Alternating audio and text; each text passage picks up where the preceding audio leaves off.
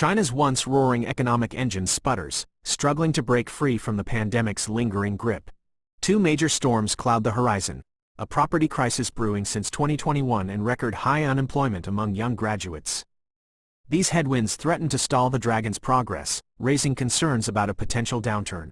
The property crisis, once China's golden goose, now lays fractured eggs.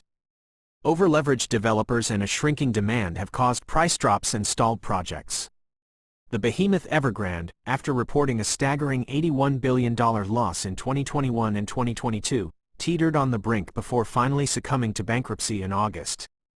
Its demise sent shockwaves through the market, rippling across industries like construction, materials, and home appliances. Young Chinese job seekers face a bleak landscape. The notorious 996 work culture, 9 a.m. to 9 p.m., 6 days a week, and an oversupply of graduates create a fiercely competitive battlefield. While official unemployment rates show a decline, a hidden current of underemployment lurks beneath the surface. Frustrated youth, lacking opportunities and facing uncertain futures, could fuel social unrest and dampen consumer confidence. Against this backdrop, the CSI 300, China's blue-chip index, stands as a barometer of anxieties. Unlike the S&P 500's post-pandemic rebound, the CSI 300 remains sluggish, reflecting the internal struggles of the Chinese economy. Its heavy reliance on property and tech stocks, both facing major headwinds, further weighs down the index.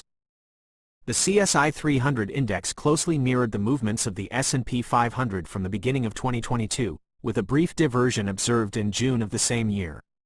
However, starting from May 2023, a noticeable and enduring deviation between the two indices became apparent.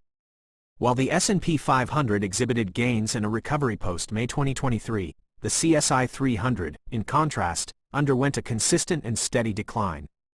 The substantial magnitude of this divergence suggests that investors responded differently to the opportunities and risks presented by the US and Chinese markets.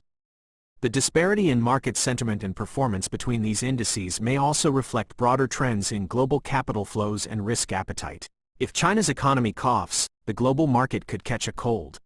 So, should investors be wary of the CSI 300? It's a complex call. The potential for a downturn exists, fueled by the intertwined problems mentioned above. However, China's government holds potent levers to intervene and stimulate the economy. Additionally, the country's long-term growth prospects remain attractive to some, fueled by its massive manufacturing base and technological ambitions. I'm so grateful for your engagement and support.